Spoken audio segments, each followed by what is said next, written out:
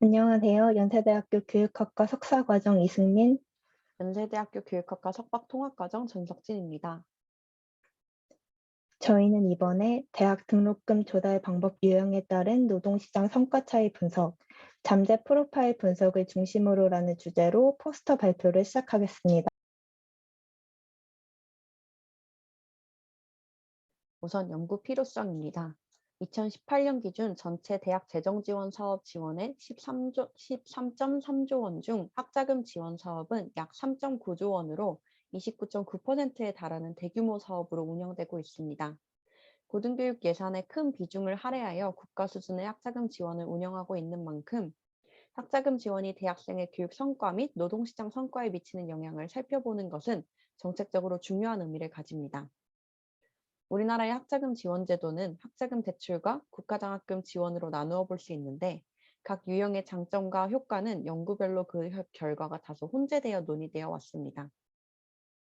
학자금 지원 제도는 능력과 의지가 있는 학생이 경제적 여건과 상관없이 고등교육 기회를 누릴 수 있도록 하며 노동시장에 성공적으로 진입하도록 도움으로써 궁극적으로 사회적 형평성을 제고하는 것을 목적으로 합니다. 이를 고려할 때 학자금 지원이 노동시장 성과에 미치는 영향을 살펴보는 것은 사업의 평가와 운영 방향 설정에 있어서 중요합니다. 본 연구는 학자금 지원이 4년제 대학 졸업생의 노동시장 성과에 미치는 영향을 살펴보는 것을 목적으로 합니다. 이에 본 연구는 대학 등록금 조달 방식에 따라 유형화된 집단별 노동시장 성과 차이를 살펴보고 학자금 지원이 가지는 효과를 파악하며 시사점을 제시하고자 합니다. 이론적 배경입니다. 우선 첫 번째로 노동시장 성과의 이해와 변수 측정 파트입니다. 인적 자본 이론의 관점에서 고등교육의 이수와 학위 취득은 노동시장에서 개인의 자본적 가치를 높이는 투자에 해당합니다. 인적 자본 축적량이 높을수록 노동시장 진입 및 지위 특성이 높으며 보다 높은 임금과 안정적인 노동시장 지위를 얻게 됩니다. 학자금 지원 정책은 경제적 어려움을 가진 청년층에게 고등교육의 기회를 확대함으로써 그들의 성공적인 노동시장으로의 이행을 돕고 사회적 형평성을 제고하는 것을 목적으로 합니다. 노동시장 성과는 선행 연구들에서 임금과 취업 여부나 정규직 여부 등과 같은 고용 형태, 직무 만족도, 근속 연수 등 다양한 변수로 측정되어 왔습니다. 두 번째로는 학자금 지원이 노동시장 성과에 미치는 영향을 살펴보았습니다.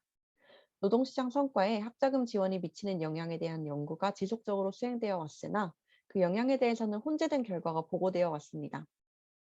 우선 장학금 같은 경우는 장학금 수혜자가 타 집단에 비하여 정규직 취업 확률과 공공기관으로의 취업 확률은 높게 나타나지만 임금 수준은 낮다는 선행 연구가 진행되어 왔습니다. 학자금 대출과 관련해서는 학자금 대출을 받은 집단이 아닌 집단에 비해서 임금 수준이 낮다는 선행 연구들이 다수 진행되어 왔습니다. 그 외에도 인구 통계학적 요인과 사회 경제적 배경, 그리고 대학 경험 요인 등이 노동시장 성과에 영향을 미치는 것으로 밝혀져 왔습니다.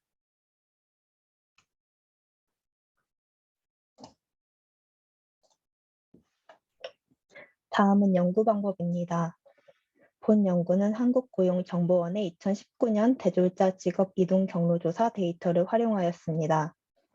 연구 대상으로는 장학금 지원 정책에 주요한 변화가 있었던 2012년 이후 4년제 대학에 입학하여 졸업한 후 현재 임금 근로자인 대상으로 한정하였으며 주요 변수의 결집값이 있는 경우를 제외하여 최종적으로 5,882명의 데이터를 분석하였습니다. 분석 방법으로는 3단계 접근법을 사용하였습니다. 먼저 재학 당시 등록금 조달 방법의 유형을 분류하기 위하여 잠재 프로파일 분석을 실시하였습니다. 그리고 분류된 잠재 집단에 따라 노동시장 성과에 차이가 있는지 분석하기 위하여 와일드 검정을 실시하였습니다. 구체적인 연구 모형은 다음과 같습니다. 대학 등록금 조달 프로파일을 분류하기 위하여 부모, 학자금 대출, 본인, 그리고 장학금이 졸업대학 등록금에 차지하는 비율을 사용하여 분류를 실시하였습니다. 그리고 노동시장 성과, 정규직 여부와 로그 임금에 미치는 영향을 살펴보기 위하여 선행연구에서 노동시장 성과에 영향을 미친다고 알려진 대학 소재지, 설립 유형, 성별, 졸업 평점, 휴학 여부, 부학력, 가정소득을 통제 변수로 포함하여 분석을 진행하였습니다. 다음은 연구 결과입니다. 먼저 잠재 프로파일 분석 결과, 정보 지수, 엔트로피, 오도비 검증, 집단 비율, 해석 가능성을 종합적으로 고려하였을 때 3개 집단 모형이 가장 적합한 것으로 판단되었습니다. 그리고 세 집단은 주요한 등록금 조달원을 기준으로 각각 부모의 지원, 장학금 수혜, 학자금 대출 집단으로 명명할 수 있었습니다.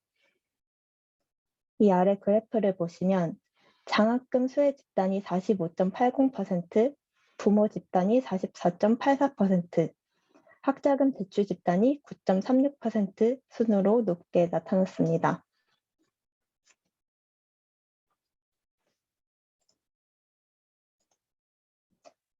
다음은 대학 등록금 조달 잠재 프로파일에 따른 노동시장 성과 차이 와이드 검정 결과입니다.